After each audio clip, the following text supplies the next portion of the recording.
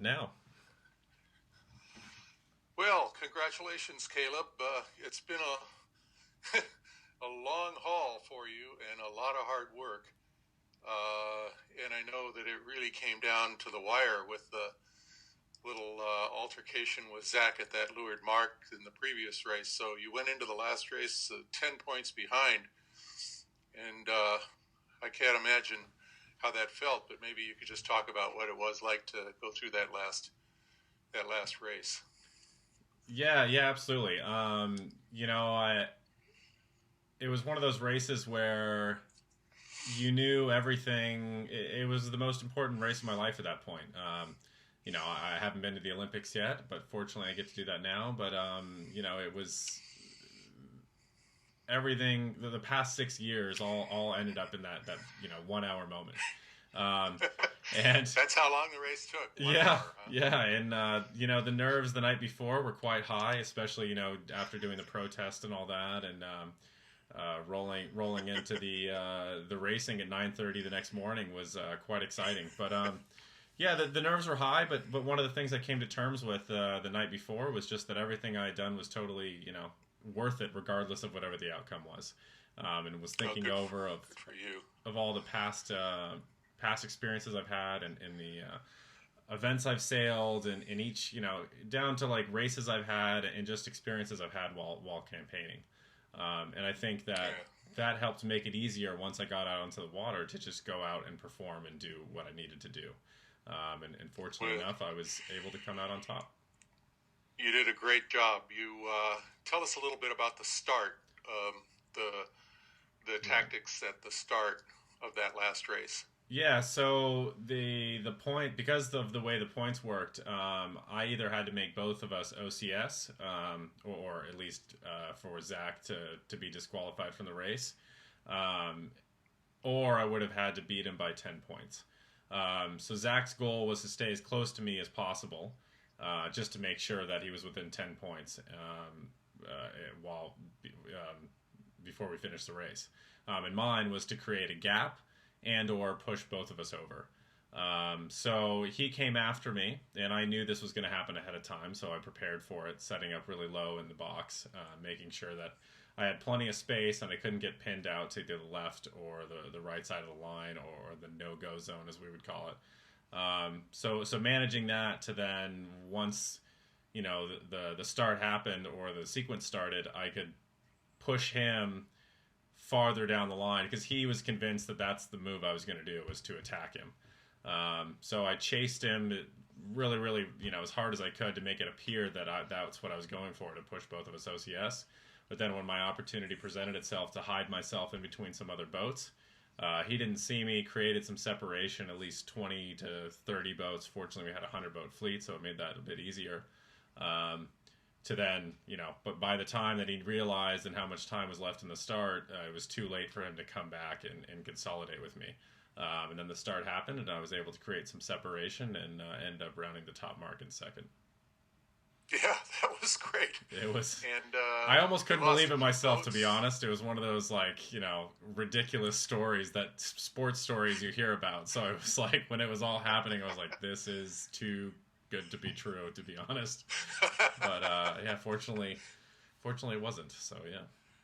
Yeah, well, good going. We're all really proud of you. What's next on the calendar? Yeah, so I'm currently taking a week off. I to process everything that just happened and kind of actually really to form a plan moving forward, to try to get the most out of the next 5 months. I head to Palma either tomorrow or the next day to do the Majorca or the Princess Sofia Regatta in Majorca, Spain. Sail an event there, train a week, and then sail the event, and then I'll be training the week after that as well. With my training partner Jake Lilly and some other Finn guys. Some of the really good Finn guys are staying there to do some training. And then I'm going to drive all my stuff to Hyères, fly to the East Coast. Mm-hmm. Hyères is the event in France, and then fly to the Right. East Coast to have a little downtime for a week, and then I fly to Hyères a week before, train, sail the event, then couple fundraisers immediately after that back in the East Coast, and then I fly down to Rio for the first training camp there. And then we have a set of 4 training camps and over 10 days based off of the current cycle of that time period. So when do you arrive in Rio?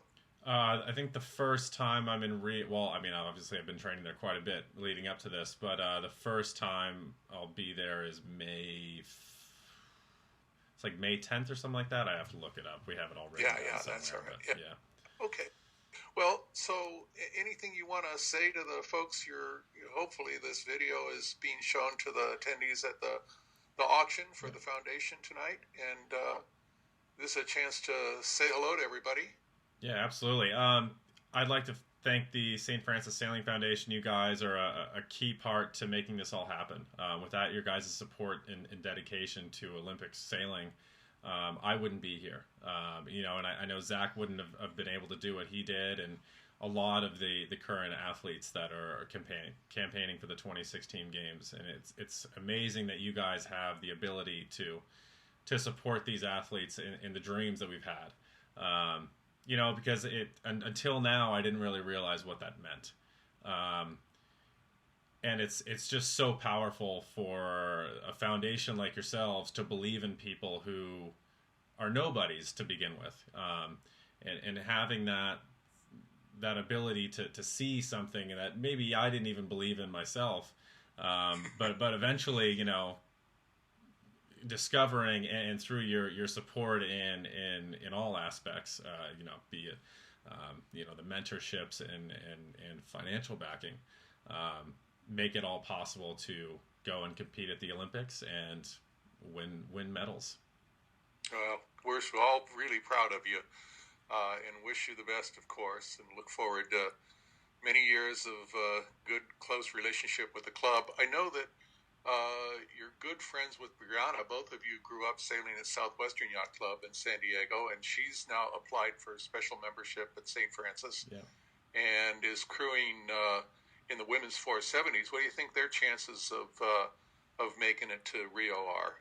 Quite high. I think fortunately it seems like Brianna and myself were both having probably the toughest Olympic trials on the U.S. sailing team. So that would mean the world to me. Brianna and I, for instance, we were in the both Learn to Sail program, which is pretty cool. And her and I get along great and, have like a brother-sister relationship. And one of the things actually one of the first memory or thoughts I had after qualifying for the games, I was sitting at home just, kind of trying to process and realize everything that had happened. And it'd be really cool to go into the opening ceremony and walk with Brianna and hold her hand up and together and make that dream possible, because we both had it at such a young age.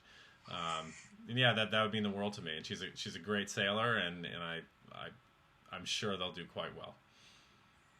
Well, Caleb, thanks so much, and thanks for doing such a great job representing not only the foundation but St. Francis Yacht Club, which you're of course a member of now too, and we look forward to keeping up with you, and I hope you enjoy your week off before you get back at it. Thank you so much. Again. Thank you so much, guys. You've been great, and look forward to making you proud even more. Okay, great. Okay, Caleb, thanks a lot. Bye-bye.